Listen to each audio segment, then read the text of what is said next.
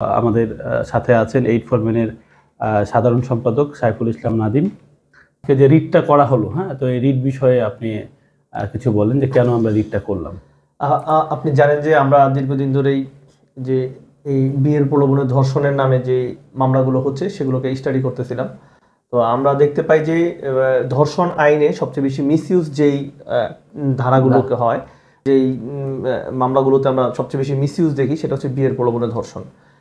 এই ধারাটাকে দীর্ঘদিন ধরে আমরা প্রতিবাদ করে আসছিলাম, যেহেতু আমরা জানি যে সম্মতিতে প্রাপ্তবয়স্ক দুজন নরনারী শারীরিক সম্পর্ককে আমরা বলতে পারি যে এটা একটা মিউচুয়াল সম্পর্কে তারা জড়ায়, শারীরিক সম্পর্কে জড়ায়, এবং এটাকে আমরা যদি অপরাধ হিসেবে গণ্য করি তাহলে ইসলামিক দৃষ্টিকোণ থেকে বা আমাদের নৈতিকতা থেকে এটা দুজনই অপরাধী। কিন্তু বাংলাদেশে আইনে এই জায়গাটাকে যে প্রলোভন দিয়ে বা অন্য কোনোভাবে প্রলুব্ধ করে বিয়ের প্রলোভনে ধর্ষণ নামে যেই মামলাগুলো হচ্ছে বা যেই ধারাগুলোকে ব্যবহার করা হচ্ছে তার মাধ্যমে অনেক পুরুষই ভিকটিম হয়ে যাচ্ছে। কারণ দেখা যাচ্ছে দুজনে মিউচুয়ালি শারীরিক সম্পর্ক করছে, পরবর্তীতে সম্পর্ক না টিকে থাকলে তো পুরুষ কি হচ্ছে যে বিয়ের প্রলোভনে ধর্ষণ মামলায় আসামি হয়ে যাচ্ছে। আর একই ক্ষেত্রে যদি নারী এই সম্পর্কটা কন্টিনিউ না করে তাহলে ওই নারী কোনো শাস্তির বিধান হচ্ছে না। তো আমরা দেখলাম যে এই আইনটা প্রথম থেকে মিসইউজ হচ্ছিল, এখন আবার বর্তমান যে গভর্নমেন্ট তারা আবার নতুন করে একটা সংশোধনী এনে বরঞ্চ এটাকে অফিসিয়ালি একটা ধারায় রূপান্তরিত করে এটাকে একটা আইনে পরিণত করলো। যে এই আইনটা কিরকম, যে দুজনের যদি শারীরিক সম্পর্ক হয় তাহলে পুরুষ ধর্ষণের মামলা, মানে মহিলা চাইলে ধর্ষণের মামলা দিতে পারে। আমরা মনে করছি যে এই আইনের মাধ্যমে পুরুষকে আসলে ভিকটিম করার উদ্দেশ্যে এই আইনগুলো করা হচ্ছে, কারণ এই আইনটাকে প্রচুর মিসইউজ হবে। আচ্ছা, এখানে ধরুন যে বারবার বলা হতো যে এটা ধর্ষণ মামলা, তাই না, বা ধর্ষণের, তো ধর্ষণ মানে তো জোরপূর্বক কিছু করবে, সেটা প্রাপ্তবয়স্ক হোক কিংবা না হোক। কিন্তু যেহেতু এখানে বলছে যে তাদের উভয়ের সম্মতিক্রমে, তাহলে উভয়ের সম্মতিক্রমে যদি কোনো সম্পর্ক হয়, শারীরিক সম্পর্ক, তাহলে সেটা তার ধর্ষণ হলো না। তাহলে আইনটা তো সেই ধর্ষণের আইন হিসেবে আছে।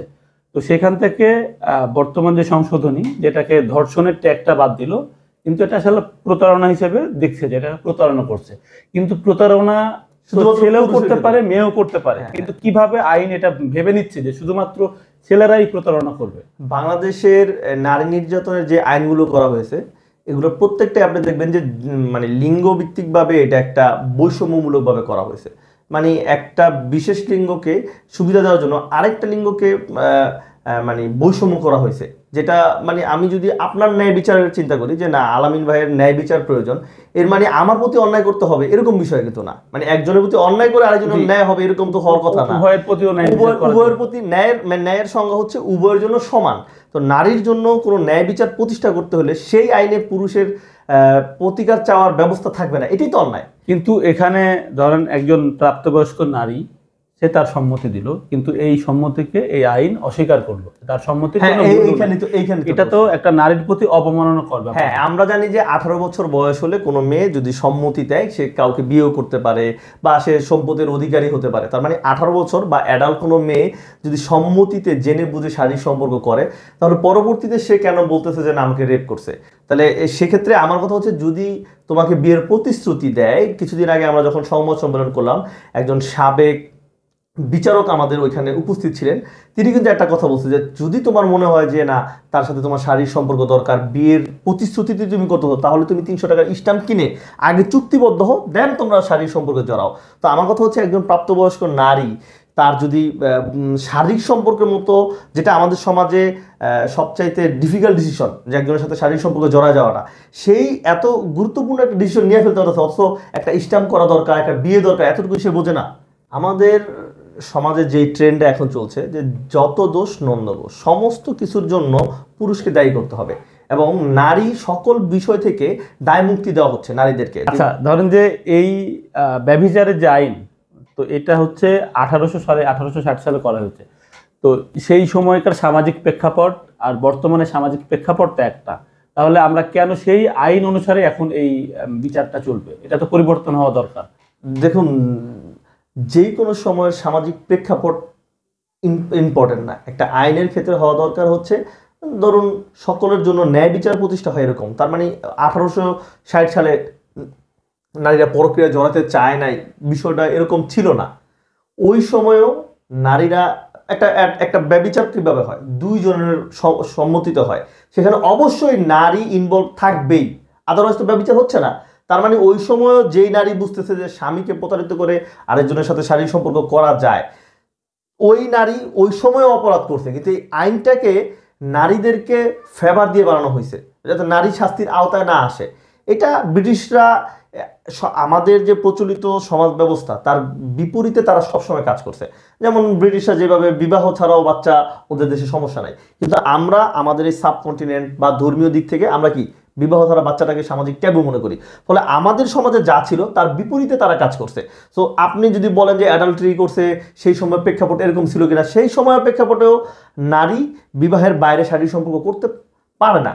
তো যারা করতো তারা অবশ্যই অপরাধ করতো, কিন্তু ওই আইনটা যেহেতু ব্রিটিশরা যেহেতু এখানে নির্বাচিত না, এখানকার জনগণের ভোটে নির্বাচিত হয় না, জনগণের আশা আকাঙ্ক্ষা তাদের প্রয়োজন ছিল না, তারা এখানে আমাদেরকে কবজা করে রাখছিল, ফলে তারা যে কোনো আইন করতে পারছে। কিন্তু ব্রিটিশের পরে তো পাকিস্তান আসছে, তো পাকিস্তানে কেন এই আইনটা পরিবর্তন হলো না? হ্যাঁ, এবং পাকিস্তানের পরে এখন বাংলাদেশে আমরা, তাহলে তারপরেও কেন অ্যাডাল্টারি আইনটা পরিবর্তন হলো না? তার পিছনে কারণ হচ্ছে এই যে নারীবাদী এবং ব্রিটিশ ইনফ্লুয়েন্স আইন, এই আইনগুলোর কারণে আজকে আমাদের এই পরিস্থিতিতে এখনো আমরা ব্রিটিশ যে ঔপনিবেশিক আইনগুলো সেগুলোকে টলারেট করতে বাধ্য হচ্ছি। তো আজকে যে আপনারা রিট করেছেন, তো আপনাদের কি প্রত্যাশা যে এই রিট আমলে নিয়ে হচ্ছে এই আইন পরিবর্তন যেটা হচ্ছে এটা থেমে যাবে? আমরা যেটা করছি সেটা হচ্ছে যে কোনো ক্ষেত্রে আমরা চাচ্ছি যে পুরুষের বিরুদ্ধে যে আইনগুলো হচ্ছে তা বিনা বাধায় যেন না হয়ে যায়।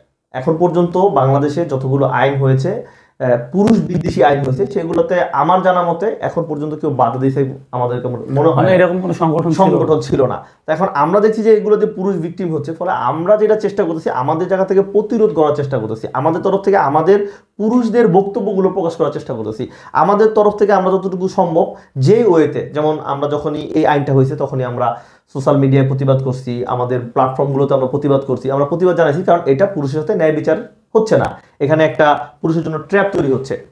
এবং বিয়ের প্রলোভনে ধর্ষণের বেশিরভাগ মামলাগুলোতে পুরুষের শাস্তি হয় না, কিন্তু জামিনের জন্য ওই মেয়ের সাথে আপোষ করতে হয়, এবং আপোষের পরপরই ওই মহিলা অনেক টাকা দাবি করে, এবং এটা একটা সিন্ডিকেটের আকারে দেখা যাচ্ছে পুরুষ অর্থনৈতিকভাবে লেনদেন করে এই মামলাগুলোকে পরবর্তীতে জামিন নেয়।